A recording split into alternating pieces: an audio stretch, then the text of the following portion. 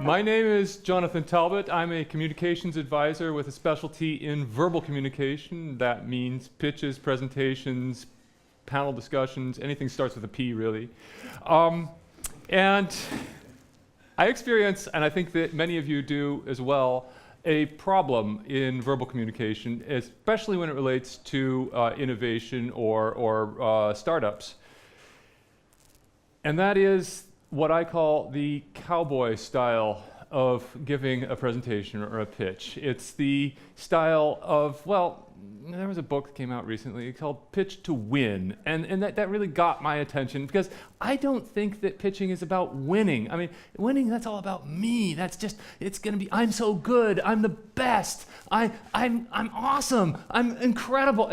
Actually, Shakespeare wrote something about that. He talked about pitchers. Yeah, the pitcher that struts and frets his hour upon the stage and then is heard no more. It's a tale told by an idiot, full of sound and fury, signifying, in the end, nothing. We need to change the way that we are pitching, because when we are working on big problems, and when we are working on problems with no owner, things like climate change or world hunger or energy transition, huge things. We need people. We can't do this alone. And if our whole way of communicating is about we do it alone, then it's not going to happen. There's another problem with pitching, and that is that a lot of people are really afraid of it.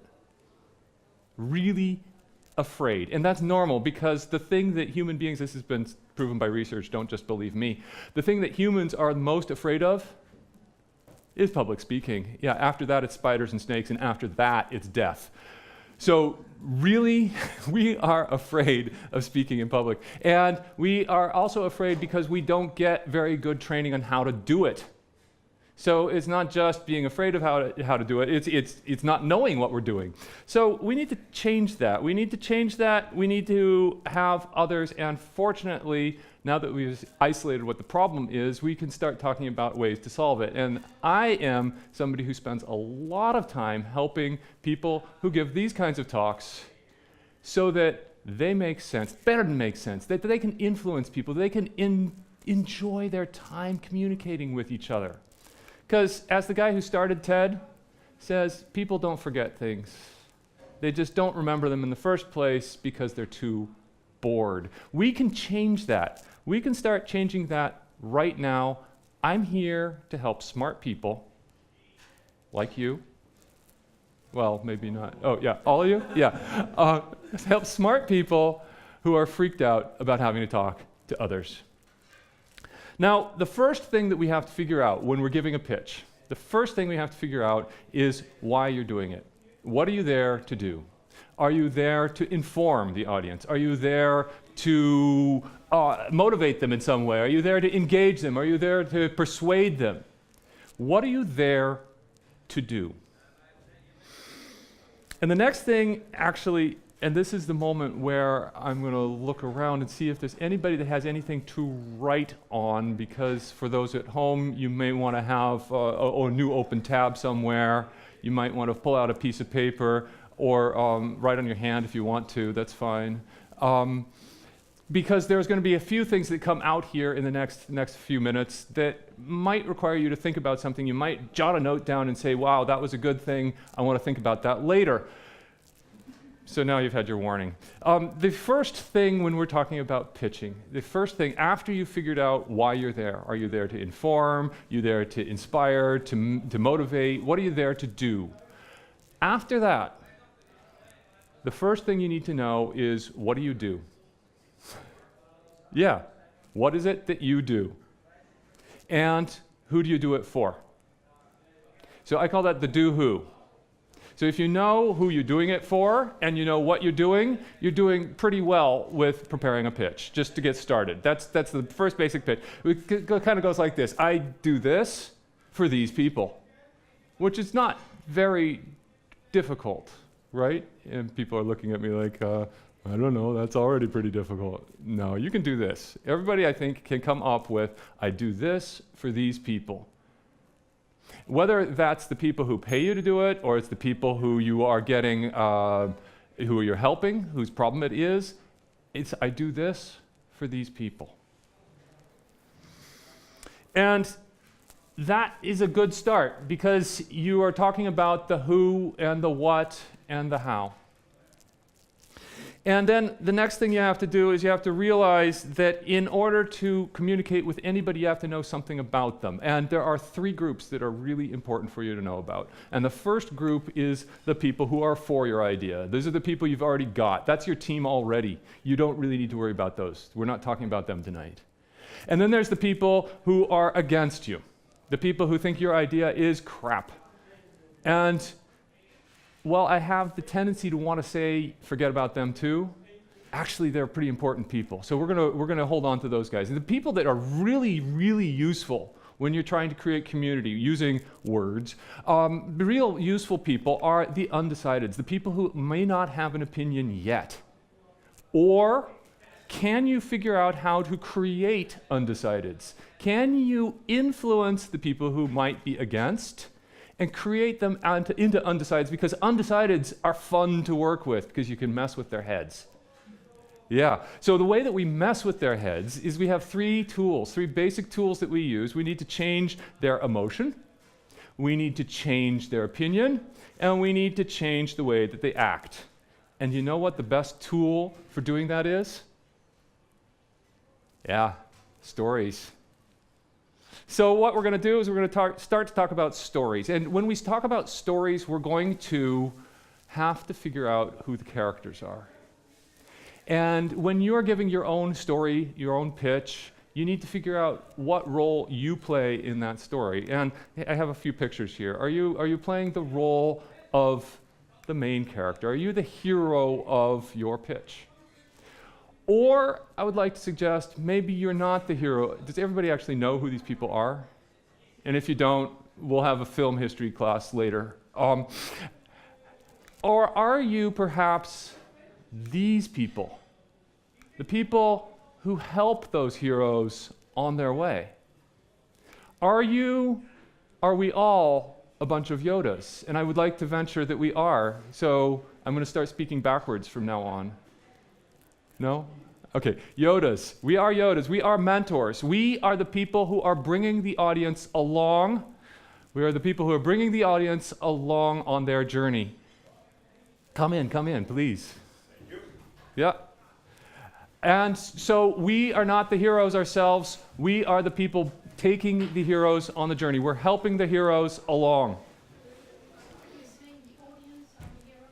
It could be that the audience is the hero, indeed. It could be that the audience is the hero. It could be that the people that you serve is the hero, and that the audience is a secondary character. It could be any way. Depends on the situation. But thank you for that question. So here we are. We have heroes. We have mentors. And it reminds me now, when we get to the further deeper into storytelling, something that a New York Times reporter figured out in 2007. And we were talking about big problems. We were talking about things like climate change, things like hunger. Well, in this case, in 2007, this particular reporter was reporting from Darfur, where at that time there had been war and genocide and refugees and hunger and every kind of bad thing that you could imagine happening was happening in Darfur. Thousands of people dying per day. And a large portion of the world was sitting aside, not doing anything. Simultaneous to that summer in 2007, there was evidently a puppy dog that got stranded on a boat that sailed out into the sea. It was adrift all by itself. And you know what happened? People heard about that puppy dog on the boat, and they started raising money to get the dog off the boat. And you know how much money they raised? It was almost $50,000 they raised for the puppy dog on the boat. And this New York Times reporter said, wow, if we can raise that much money for a dog on a boat, what could we do about the thousands of people who are dying every day in Darfur? And the funny thing is, it was really difficult. And since then, he's invented this term. It's called the Darfur puppy. And the Darfur puppy was expressed in a really good way by none other than Mother Teresa. She says, when I look at the mass, I will never act. When there's too many, when it's too big, when there's too much, I will never act. But if I look at the one, I will. If you are trying to motivate a group of people to help you out, you need to have concrete examples. It needs to be something that we can hold on to, something we can imagine, and if it's as cute as a puppy, then you're really going to do well. But we need to understand exactly what's going on. So I decided today to bring my best concrete example. My best or almost concrete example. Yes, this is my concrete example. And I'd like to talk with you. I'd like to hear your feedback right now, and I will echo it back for the people online as to the identifying factors, the features, if you will, of this item that I have here. So anybody want to tell me about this item? It's hard. It's hard, yeah. It's solid. I'm not going to bang on it anymore. It's brown. It's brown. Actually, if I hold it up properly to the light, you would discover that it is, in fact, a special color called brick red. Wow. Okay, it's brick red. It's solid. It's rectangular on all sides, in fact, which is pretty cool. Anybody guess how many sides there are? Who paid attention when they were in school? 6. Thank you very much. All right. It's solid, it's red, it's rectangular, it's got 6 sides. It's a porous bonding material. It's heavy, by the way, in case anybody was noticing I was switching hands. Okay, now when I work with startups, they get pretty excited about the features of their thing. They get really excited about the features of the thing. They get so excited that they say, hey, look, we've built a box of plastic that has electronics in it, and it's got a red button on it. Yeah, I'm gonna push the red button. Here we go, yeah? Beep! Isn't that exciting? It works. And then they say, here we are, I've got a moment to pitch, I'm so great, I'm so confident about what I'm doing. Yes, we worked all week for the last week on the blue button. You want to see what the blue button does? And everybody's like, okay, sure. Boop! Aren't we amazing? You want to buy it? And when people don't buy it, they get a little bit depressed. But they've been very proud of the red button and the blue button. And we're very proud of the fact that we have a rectangular, solid, brick red, 6-sided, heavy object. But what's it good for? What do we do with these things? Build stuff. We build stuff like Houses. we build stuff like houses. Anything else that we build with or do with these things? You can throw it at people. You can break the house. You can break the windows. You can break this in half and use it some other way.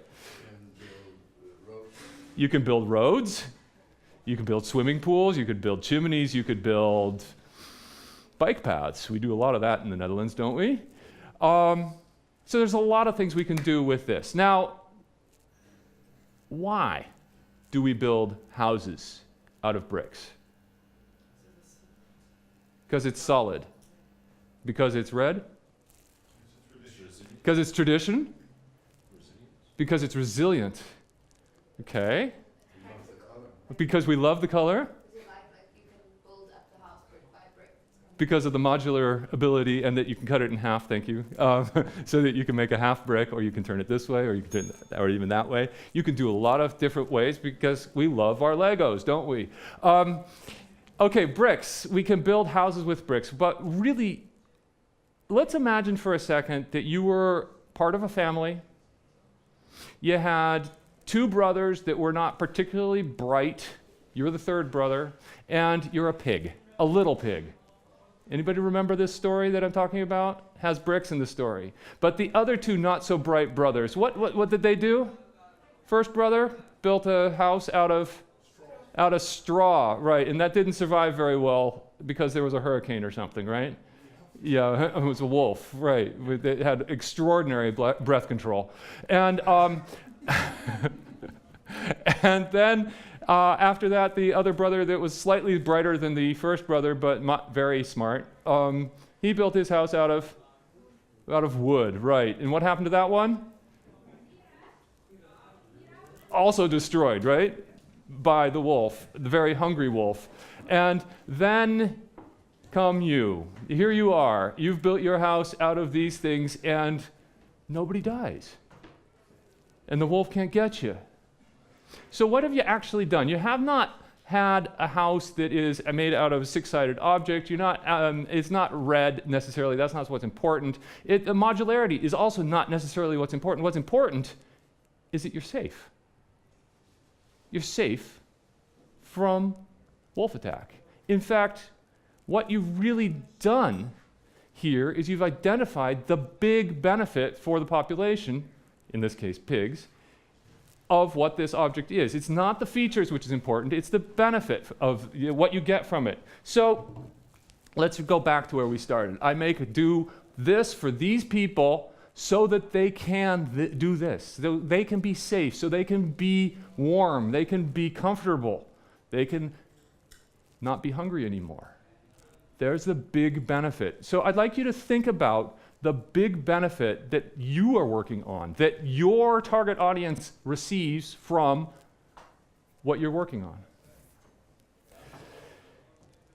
And in fact, there may be more than one big benefit, and it may depend on the audience. And this is where I come back to your question, original question, which was, is the audience the hero, or is the target audience, or is the group that you're working for the hero? And it could be both.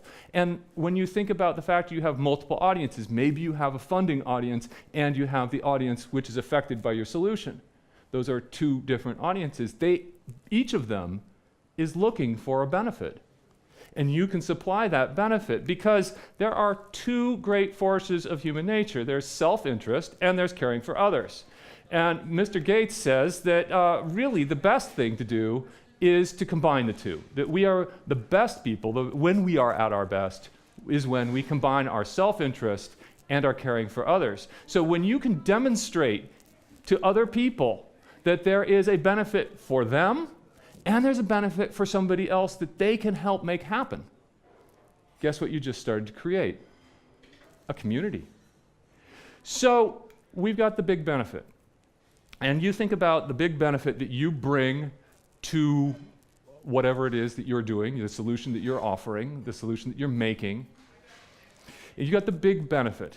And if you think for a minute about the exact opposite of that benefit, the exact opposite. So if it's safety, it's going to be danger. If it's warmth, it might be drafts or just plain cold. What is it that is the exact opposite of the benefits that these people get from your thing? What's the opposite? Think about that for a minute.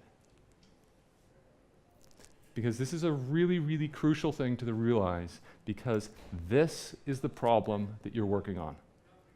And I came at it the opposite way than you're used to seeing it. You're used to saying, hey, I have a problem, I'm going to try to solve the problem. No, we're going to talk now about the benefits, and the opposite of the benefits is the problem. Now, in the middle of this, in between the benefits and the problem, this is where you, the idea people, are. This is your solution. You guys are the ones that make the benefits possible, right? And if you are like most people, what you would like to spend the most time talking about is your solution.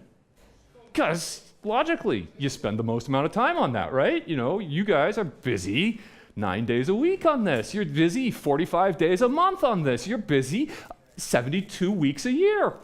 Obviously, you're going to talk about that. But the only thing is, I'm interested in my problem and what my life is like when it goes away. There is, by the way, on this planet, one person who is as interested in your solution as you are. Your mother. Yeah. Yeah. And if there's more than one kid in your family, you're sunk. So, I mean, yeah. So really what we're going to talk about the most is we want to have a big problem. We want to spend the time talking about the problem. I want to know, as an audience member, I want to know that you understand my problem or you understand the problem of the group that you're helping. And I want to know what my life is going to be like when I don't have that problem anymore. And yeah, I do want to know about your solution, but not so much. Here is a very quick TED Talk. Yes, there's a question. Is it interactive or not? Yeah, sure. But I will repeat all the questions. That way, we have a mic. You Here. only have to talk into it and the guys switch the sound on. This is a really interesting approach you're explaining here. Is there any scientific research explaining that starting with the benefit is better, has a better conversion if you start with the problem? You could start with the presentation like, what if this was possible, and then focus on the benefit?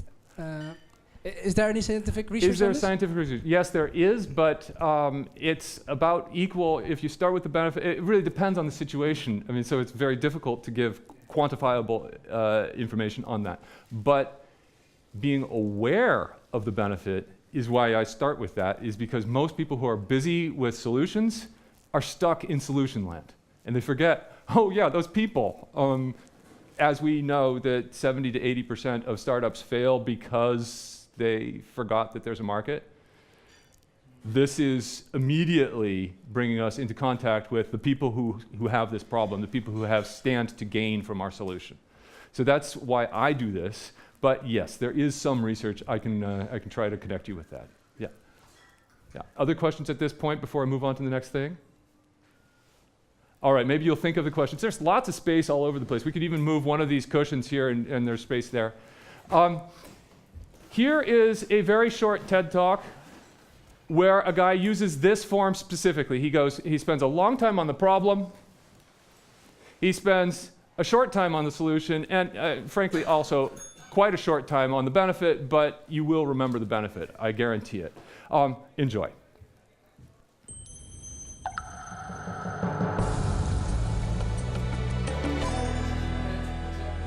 This is a good example. I'm used to thinking of the TED audience as a wonderful collection of some of the most effective, intelligent, intellectual, savvy, worldly, and innovative people in the world, and I think that's true. However, I also have reason to believe that many, if not most of you, are actually tying your shoes incorrectly. Now, I know that seems ludicrous. I know that seems ludicrous, and believe me, I lived the same sad life until about 3 years ago. And what happened to me was I bought what was for me a very expensive pair of shoes, but those shoes came with round nylon laces, and I couldn't keep them tied. So I went back to the store and said to the owner, I love the shoes, but I hate the laces. He took a look and said, oh, you're tying them wrong. Now, up until that moment, I would have thought that by age 50, one of the life skills that I had really nailed was tying my shoes. But not so. Let me demonstrate. This is the way that most of us were taught to tie our shoes. Now, as it turns out, thank you.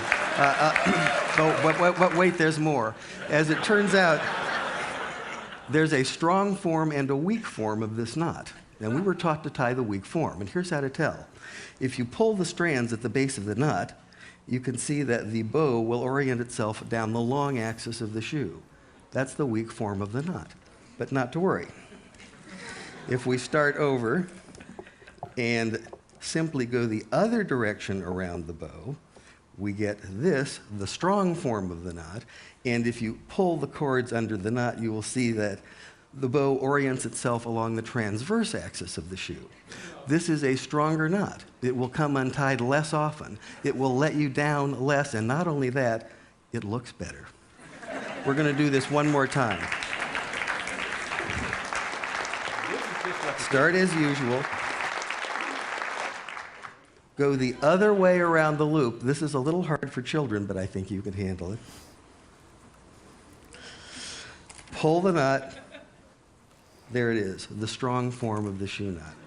Now, in keeping with today's theme, I'd like to point out, and something you already know, that sometimes a small advantage someplace in life can yield tremendous results someplace else. Live long and prosper.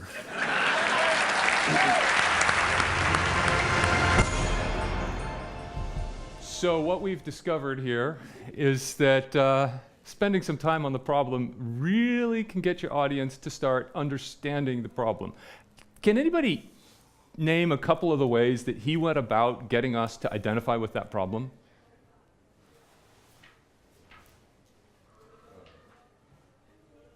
You mean The problem here, yeah. how we did it? Yeah, how'd he do that? Well, he started with storytelling. He tried to give a context by describing his environment, where he went and who he talked to. In other words, I bought a pair of shoes Yeah, and they wouldn't stay tied. I took them back to the store and the guy told me that I was tying my shoes wrong. I would have thought that one of the, so we're really starting to laugh at this moment. Exactly. One of the things I'd really nailed when I was 50 was tying my shoes. Okay, how else did he do it? Anybody? How else did he bring that problem to us? There's a microphone there.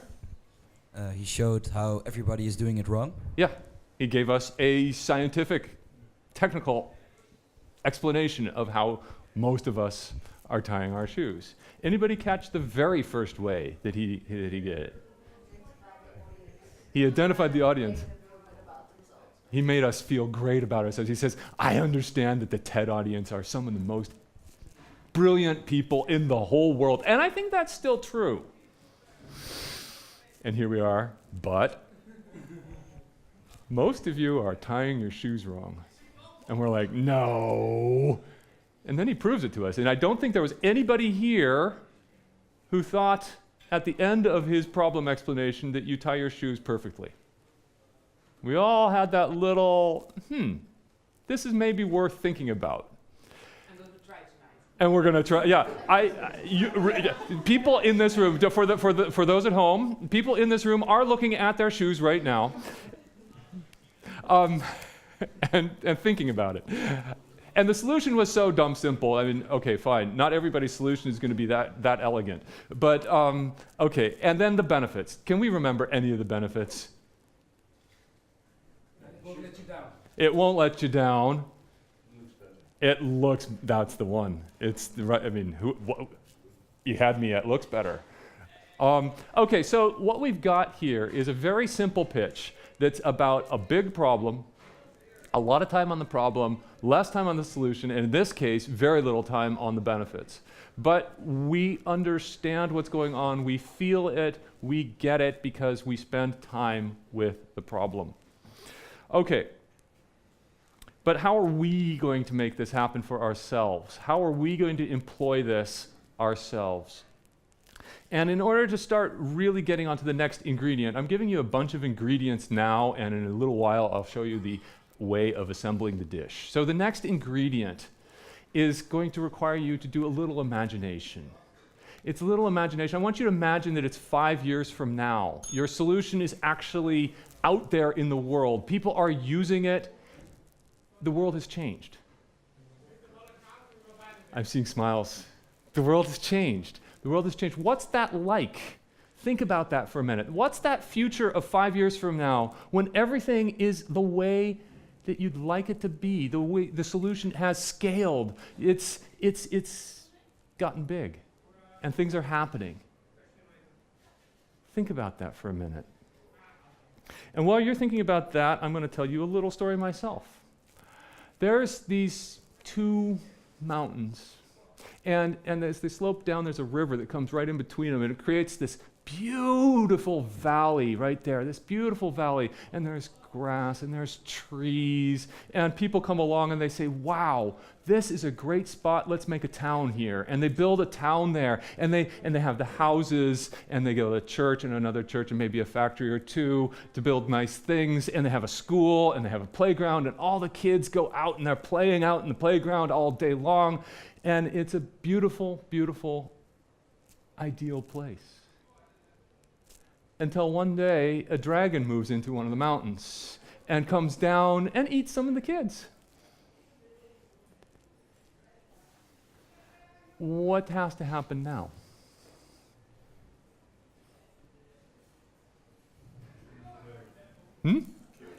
Kill the dragon. Tame the dragon. There's always these two sides. That's right. We're going to tame the dragon. We're going to kill the dragon.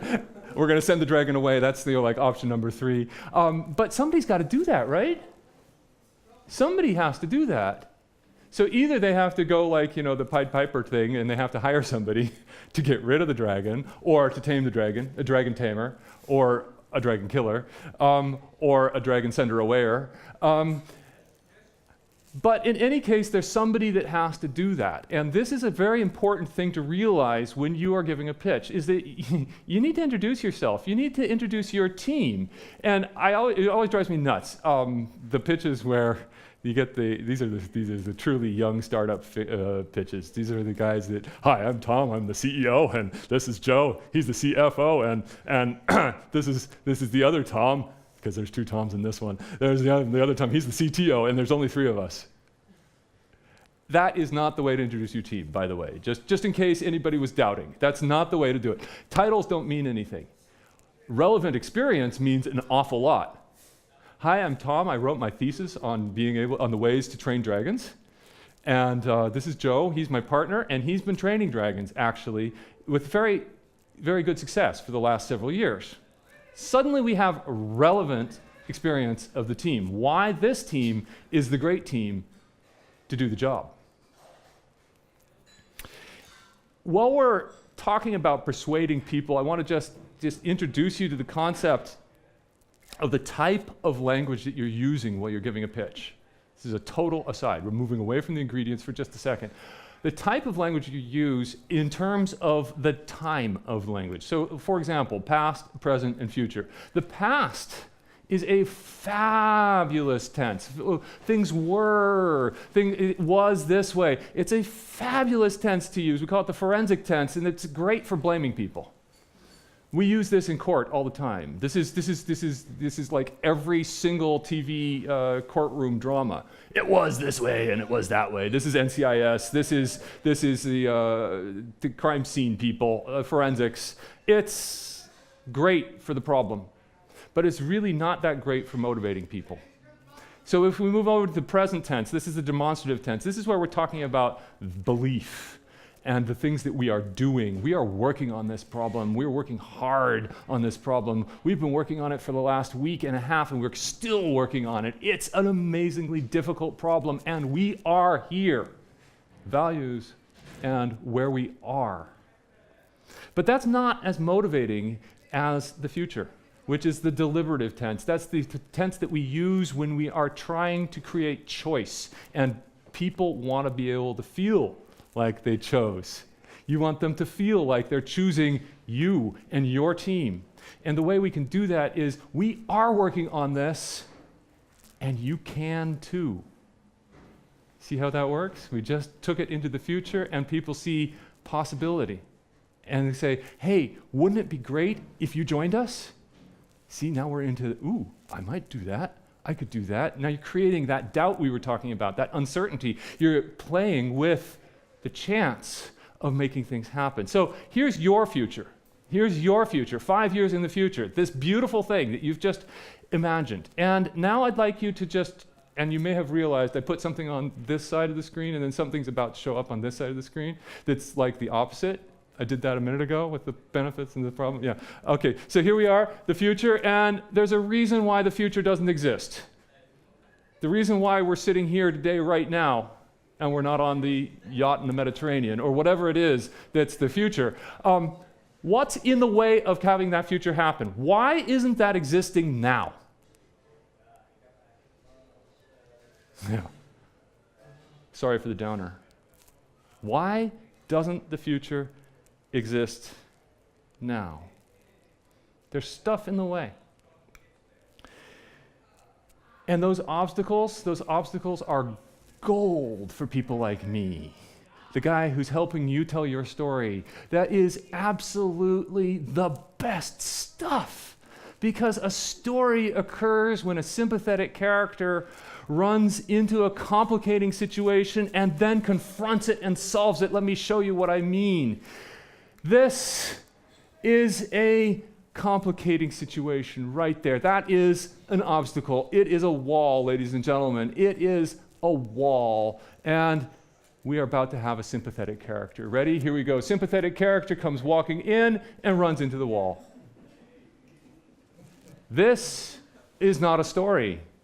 This is an explanation. Yep, there's a problem. Sound like most presentations? Yeah, there's a problem here. Yeah, it's a big problem. Somebody better do something about that. This is like politics. All right, let's see if we can make a story out of this. Let's see if we can use this and make a story. So there's a sympathetic character, comes in, experiences a problem, and deals with it.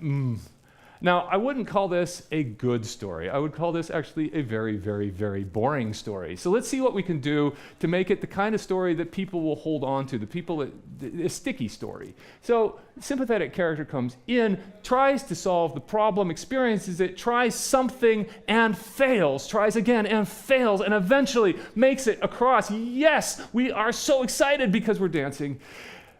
That is where we start to create good stories. It's about facing the obstacles. It's about reaching the potential. It's about working for it. It's not about, hey, yeah, we're amazing. We're the best startup in the whole world. We got the best idea and the solution. Oh, it's really easy. Buy our stuff.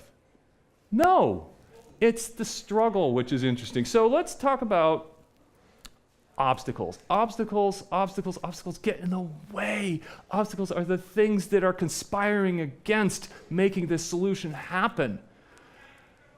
Obstacles keep us from the future. And in order to get to the future, you have some stuff that you need. You have some needs, and I'd like you to think about those, because when you address those needs, then people will come and people will help you. And they will help you bridge the gap between the now and the future. And on top of that is not just what you need, but it's what you're going to do with that. You have some plans, right? I hope. And if you don't, we'll work on that part too. So we've got the obstacles. In order to get past the obstacles, you have stuff you need in order to get past the obstacles. And you've got a plan for dealing with it in order to reach the future. And those are our basic ingredients. Those are our basic ingredients. Our basic ingredients is the problem and the solution and the benefit. And it's the future, and it's the obstacles, and it's the needs, and it's the team, and it's the plan.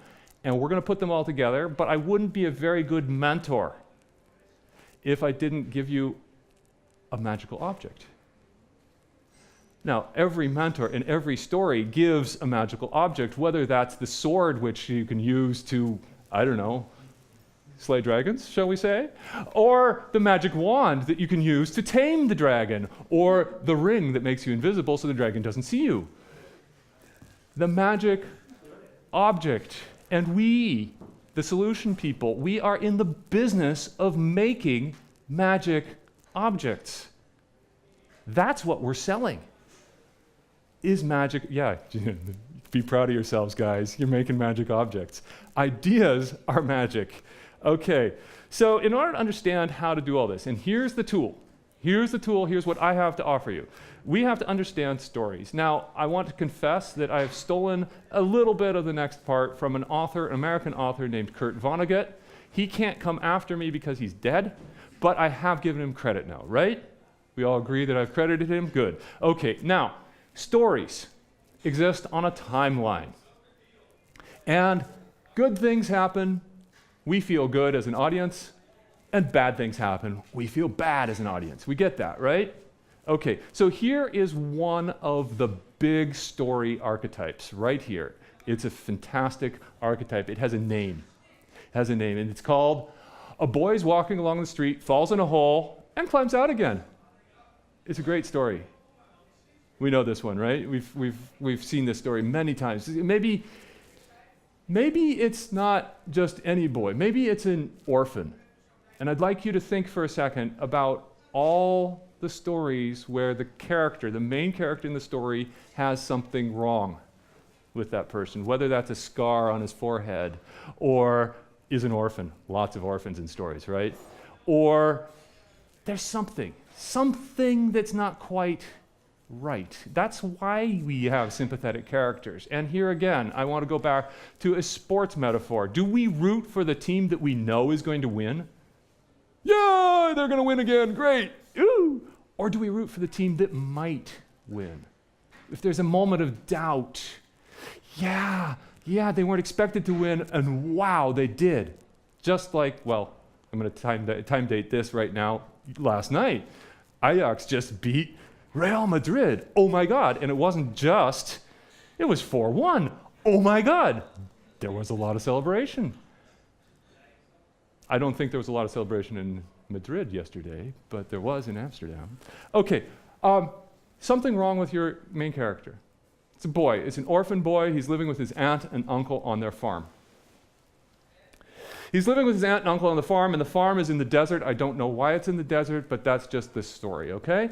And one day, the uncle buys two new machines to go on the farm, to work on the farm, and he says to the boy, he says, get these two things cleaned up. I want them in the field tomorrow.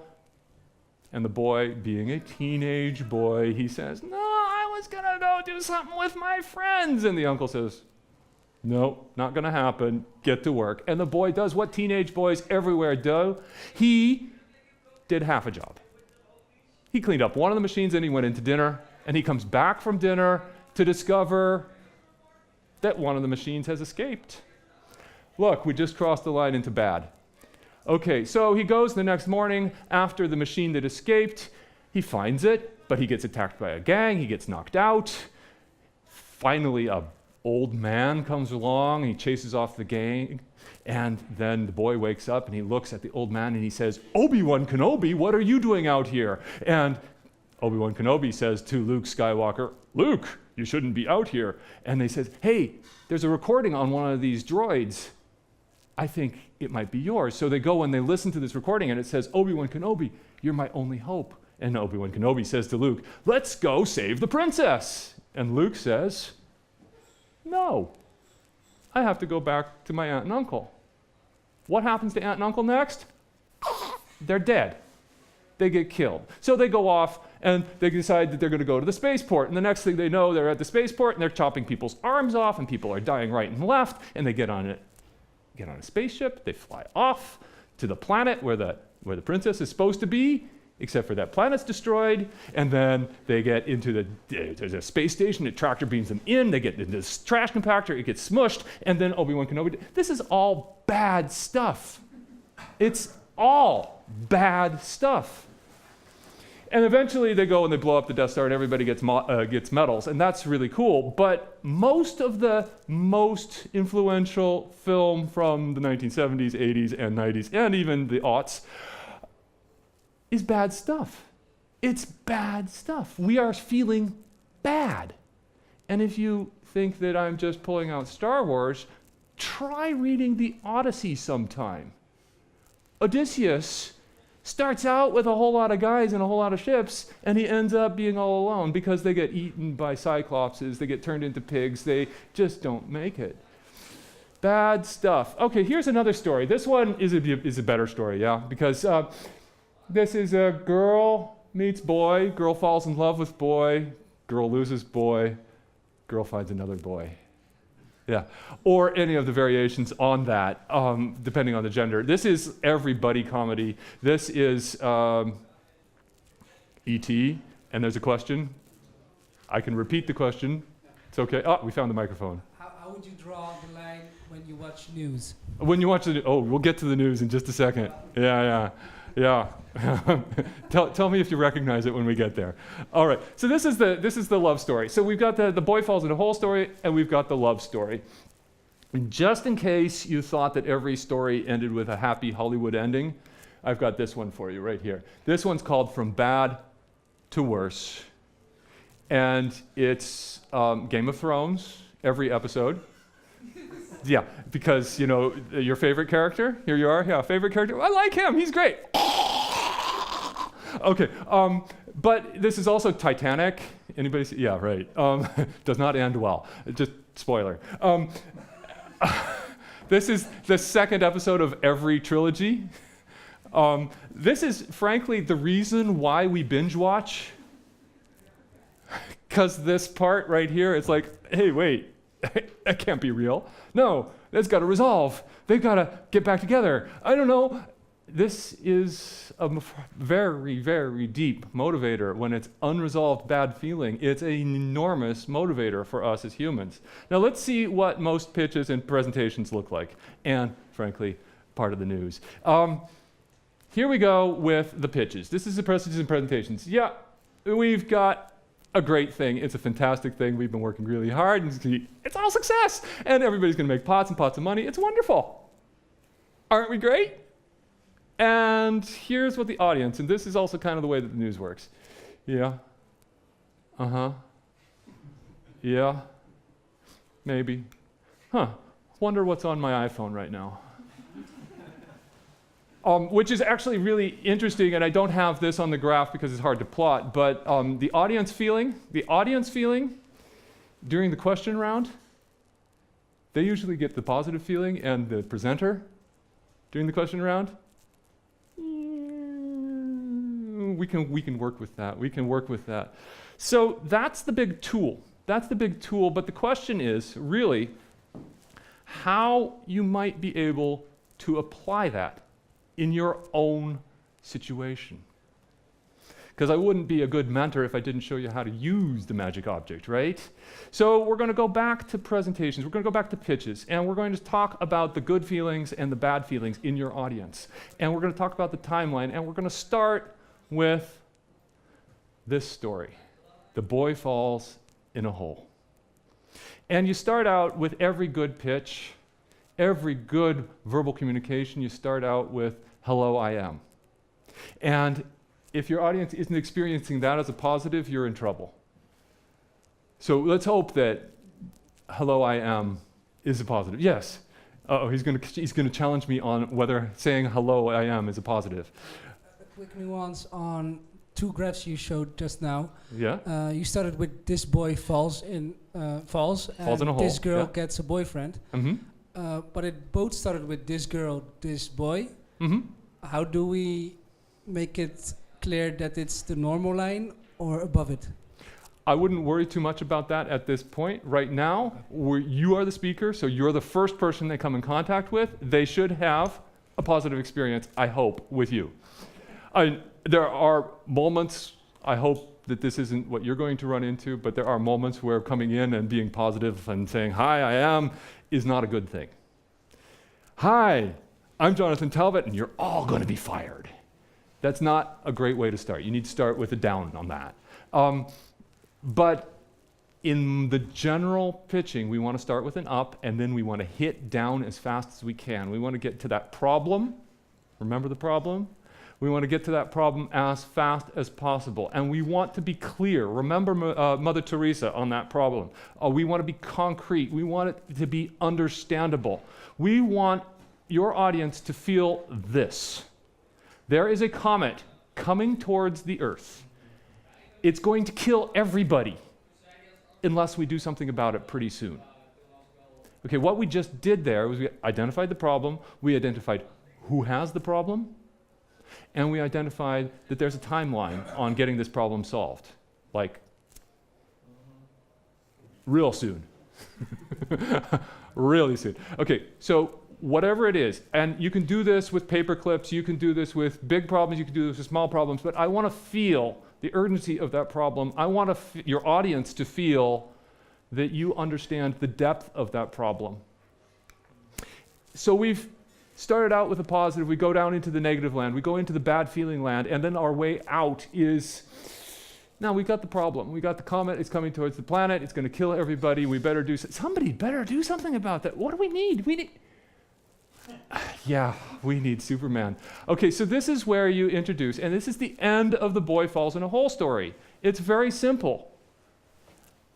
There's a problem in this world, and we have a team which is equipped to deal with it. Bam. Wow. And what you've just created is, when the news people see this, they're like, human interest story. Oh my God, we're going to write about them because they're a team that's qualified for dealing with this problem.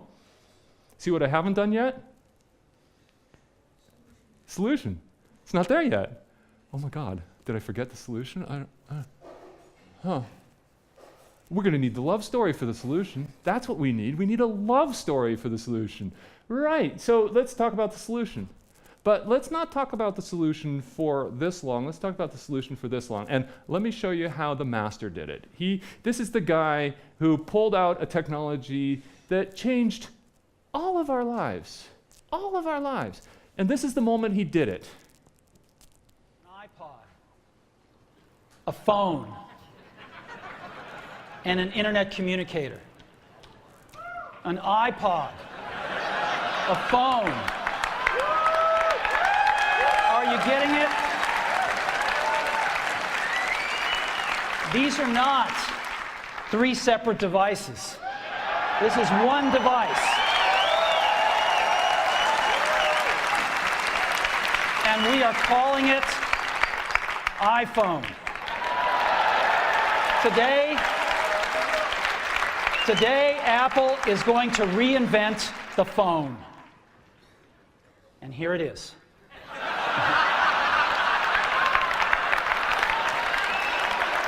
No. Actually, here it is, but we're going to leave it there for now. So, Did you see that? before we get into it, let me talk about a category of things. The most advanced phones are called smartphones. So they say. Steve, there's something in your pocket. I'd like to see it, please. Did you catch that? Did you catch that? That's a big tease. That's like the world's biggest flirt right there. He got everybody, and the audience is going, no, really? Because he didn't do what we all feel like doing. Yeah, and here's the red button, and here's the blue button. Beep, beep, beep, beep, beep. It's amazing. I've worked really hard. Give me applause. No, and he goes, and this is our thing. I'm going to make a joke about this technology that we've just spent the last 5 years investing billions of dollars on. I'm going to make a joke about it. And then I'm going to pull it out of my pocket, show it to everybody, and then I'm going to put it back in my pocket and go on for another 20 minutes until I pull it out again. That's ballsy. Good luck, anybody. But what he does is he creates this magical moment where everybody says, I want that. I want to get my hands on that. I want to find out more. I want to find out more. Which is so different than, hey, I'd like to check my email right now. I want to find out more. So there we are. You've introduced the problem. We feel the problem. You've introduced the team and their relevance, and we've reached a solution. The solution that you've been working on. And you've introduced it this much, keeping us interested. And now you're about to tell us, no, I'm sorry, ladies and gentlemen, you can't have it. Because there's obstacles in the way. There's a lot of problems we've got, and we can't manage to get that solution finished. In fact, there are so many obstacles that we're going to need some help. We have some needs. And here is, just to complete some of my references, here is a very important moment in every pitch. Probably the most important moment of every pitch. This is where you will start to achieve your goals of motivating people and creating a community. This is the moment where you go like this. Help me, Obi-Wan Kenobi. You're my only hope. Help me, Obi-Wan Kenobi. You ask. You ask for the things that you need. You've gone through here, you've said, hey, there's this great solution that we've come up with, which is going to help a lot of people, but there's a lot of stuff in the way. And in order to get over these obstacles, we need help. And you, ladies and gentlemen, are the people who can help me. I need this, I need that, and we have a plan of attack in order to make that we're not just stupid guys asking for help. No, we are actually smart guys asking for help, and we know what to do with the help. And we'd really like to have you come on board and help us out in whatever way you can. Because together, we're going to be able to reach the great benefits and bring it to each other and to the world. So this is what we're going to go through. This is the big tool in terms of telling stories and generating involvement and community. You go through the problem to the team, to the solution in brief, and believe you me, at this point over here, if you haven't come back to your solution, they're going to ask. And you get to say, yeah, and there's a red button, and I'm really proud of the red button. That's great. You want that moment. But solution, enough, but not too much. Obstacles, the reason why you can't have the solution yet. What we need, we're going to ask for what we need, and then we're going to tell, hey, look, there's a way that we're going to be able to achieve things. There's a plan in place. We're working towards it. We're going to get to that future together in order to achieve benefits. Now, I have one thing I want to say about that little iPhone moment. One thing.